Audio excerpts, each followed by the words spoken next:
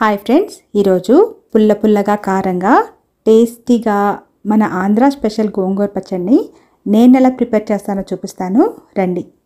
దీనికోసం ముందుగా వలిచిపెట్టుకున్న గోంగూరని బాగా కడిగి నీళ్లు మొత్తం వాడిన తర్వాత ఒక పాన్లో 3 నుంచి 4 టేబుల్ స్పూన్ల నూనె యాడ్ చేసుకొని గోంగూరని బాగా మగ్గనివ్వాలి.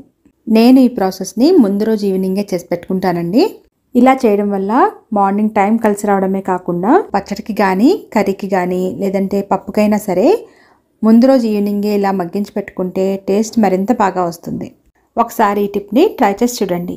ఇప్పుడు మరుసటి రోజు ఒక ప్యాన్లో కొంచెంగా నూనె వేడి చేసుకొని 1 స్పూన్ ఆవాలు, 1 స్పూన్ జీలకర్ర, 6-7 పచ్చిమిర్చి, కొంచెంగా కరివేపాకు, 10-15 ఎండుమిర్చిని యాడ్ చేసుకొని దోరగా వేయించుకోవాలి.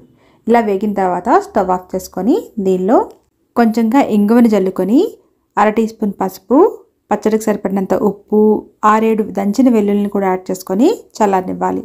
గోంగూర పచ్చడికి పచ్చి వెల్లుల్లి మంచి టేస్ట్ని యాడ్ చేస్తుంది. ఇప్పుడు ఇవన్నీ చల్లారిన తర్వాత మిక్సీ జార్లోకి యాడ్ చేసుకొని ఇలా చూపిస్తున్న విధంగా కోర్స్గా గ్రైండ్ చేసుకోవాలి. ఇప్పుడు దీనిలో ముందుగా మగ్గించి పెట్టుకున్న గోంగూరని యాడ్ చేసుకొని పల్స్ చేస్తూ మరీ మెత్తగా కాకుండా కొంచెం బరకగా గ్రైండ్ చేసుకోవాలి. ఇలా గ్రైండ్ చేసుకున్న తర్వాత ఒక పెద్ద ఉల్లిపాయని చిన్న ముక్కలుగా కట్ చేసుకొని ఈ పచ్చడిలో యాడ్ చేసుకొని బాగా మిక్స్ చేసుకోవాలి.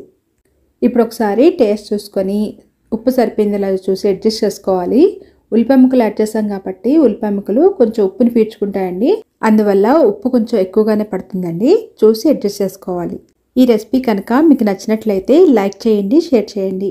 నా ఛానల్ని సబ్స్క్రైబ్ చేసుకోవడం మర్చిపోకండి. Thanks for watching.